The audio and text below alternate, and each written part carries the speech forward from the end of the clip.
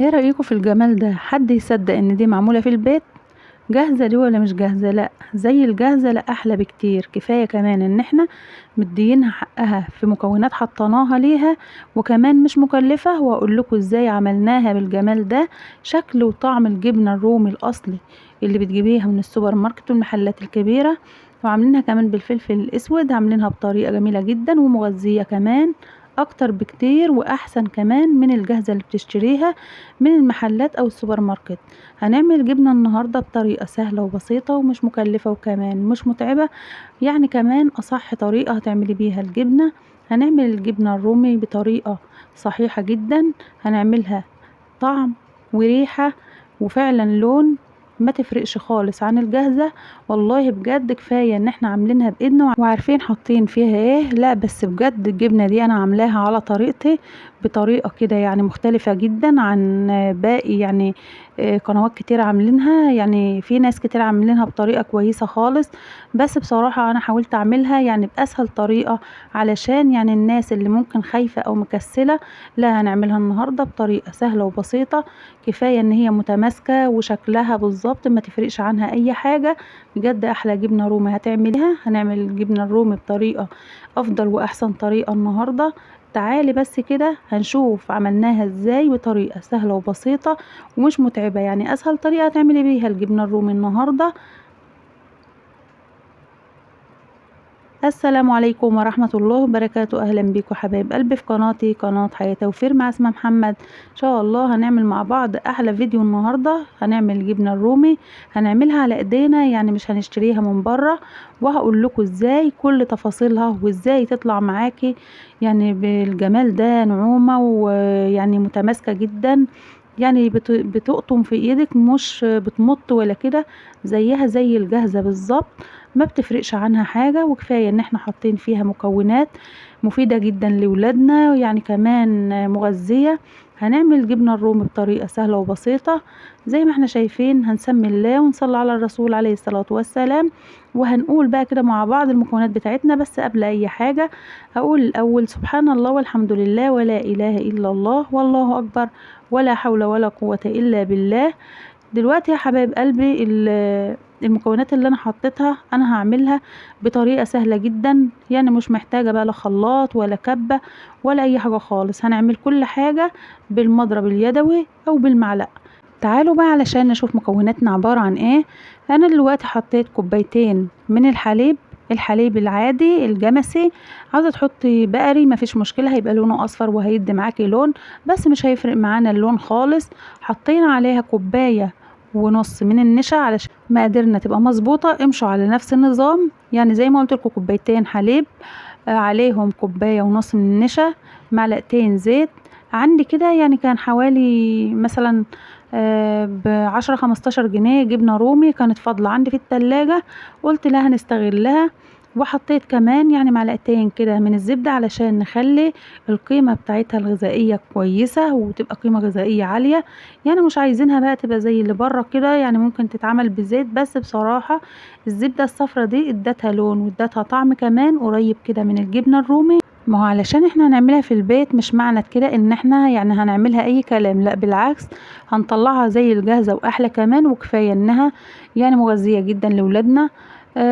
يعني حطيت يعني قطعتين الجبنة الرومي دي، يعني كام شريحة كده مش كتير. يعني قدامكم كمان يعني واضحة قدامكم في الكاميرا، يعني ان انا مش حاطة كمية ولا حاجة، ولا حاطة ربع كيلو ولا اقل ولا اكتر. يعني هم كام شريحة كده كانوا فاضلين عندي انا حطيتهم.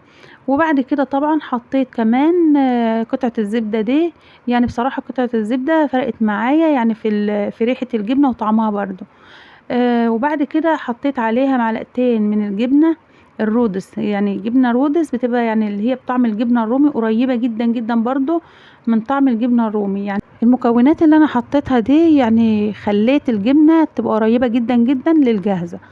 يعني قطعتين الجبنة اللي هي او كام شريحة الجبنة الرومي على قطعة الزبدة، على برضو يعني حوالي معلقتين بالكتير، معلقتين ونص كده جبنة اللي هي الجبنة الرودس اللي بطعم الجبنة الرومي. دول يعني قربوها خالص خالص للجاهزة، يعني الجبنة الرومي الجاهزة.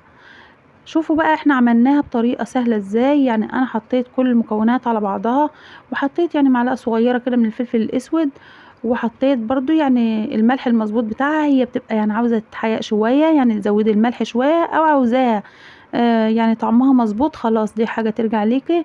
المهم ان احنا زي ما احنا شايفين. وبالمناسبة يا حبايبي انا حطيت كمان كوباية لبن بودرة، يعني علشان يبقى برضو مديها طعم جميل كده، وتحسيها انها غنية كده بالطعم القريب خالص من الجبنة.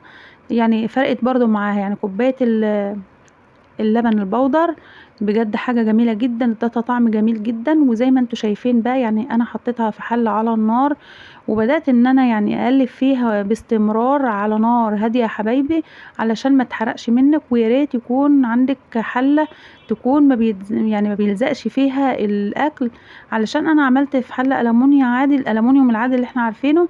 يعني كده بدأت ان هي يعني يلزق فيها، وكان هيتحرق مني، بس مش مهم. مع استمرار التقليب ما حصلش حاجة الحمد لله. فضلت بقى معايا الجبنة زي ما احنا شايفين بالشكل الجميل اللي احنا شايفينه. بجد طعمها يعني قمة الروعة، بجد والله حاجة جميلة جدا. لما تعملي الكمية دي كلها من حاجات بسيطة، يعني بجد هتفرق معاكي جدا جدا. يعني انا جبت كوباية لبن بودر، يعني عملت معايا في حدود 25-30 جنيه بالكتير، يعني ما تعملش اكتر من كده. وعلى فكرة يعني تعمل في حدود 25 جنيه، يعني مش اكتر من كده. وكان عندي قطعتين الجبنة الرومي، وبعدين طبعا الجبنة الرودس كانت عندي، والزبدة عندي، والنشا برضو موجودة عندي. بجيبها يعني بالكيلو، مش بجيب اكياس ولا الكلام ده، يعني بجيب بالكيلو دايما، وبعينها كده عندي بتبقى تفضل عندي على طول. يعني احنا كده ما كلفناش عليها حاجة يا حبايبي، كلها حاجات موجودة من البيت. لما تعملي الكمية دي ما شاء الله، يعني كده اكتر من كيلو ربع، بجد والله يعني كمية كويسة جدا. لما تعملي الجبنة الرومي بالمكونات البسيطة دي، ويطلع معاكي الكمية دي، بجد حاجة يعني روعة روعة. اعمليها بس بنفس الطريقة، كفاية لونها وطعمها والتماسك بتاعها. وانت بتقطعيها بتحسي ان هي زيها زي الجاهزة بالظبط، يعني ما بتفرقش خالص، زيها بالظبط. وشوفي كمان يعني وانا بقطع، حتى كمان مسرعه الفيديو. تخيلي كده ان انا بقطع فيها، تحسيها كده ان هي متماسكه جدا جدا، زيها زي الجاهزه. بجد والله يا حبايبي احلى جبنه هتعمليها بنفس الطريقه، وكمان اسهل جبنه. يعني ولا عملنا مكونات في خلاط ولا في كبه ولا حاجه، كله كده على النار. طلعت معايا احلى جبنه زي ما احنا شايفين، طعمها روعه بجد. يعني حاجه كده هتفرق معاكي، يعني هتوفر معاكي في كل حاجة.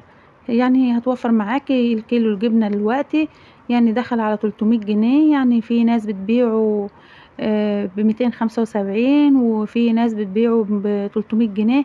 يعني كده كتير بصراحة. احنا عملنا بقى اكتر من كيلو ربع بحاجات بسيطة خالص، يعني ما صرفناش يعني في حدود 50 جنيه ولا حاجة. انا اللبن برضو الحليب كان عندي، يعني الحمد لله كل حاجة يعتبر من بيتي، ما جبتش حاجة من بره، الا بس كان اللبن البودر. انا كنت جايبة ب50 جنيه، كان عامل 8 كيلو ولا حاجة.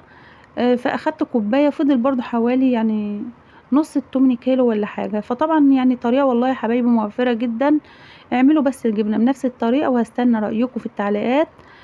بس بصراحة كل ما بتزودي لها نسبة الملح شوية، كل ما بتكون طعمها يعني قريبة جدا من الجاهزة. فطبعا اعمليها بنفس الطريقة، هتعجبك جدا وهتعجب ولادك، وهتوفري فلوسك ومش هتشتري حاجة جاهزة من بره. وكده يا حبايب قلب الفيديو بتاعنا خلاص خلص. ما تنسوش بقى لايك وشير واشتراك في القناة. اترككم في رعاية الله وحفظه، والسلام عليكم ورحمة الله وبركاته.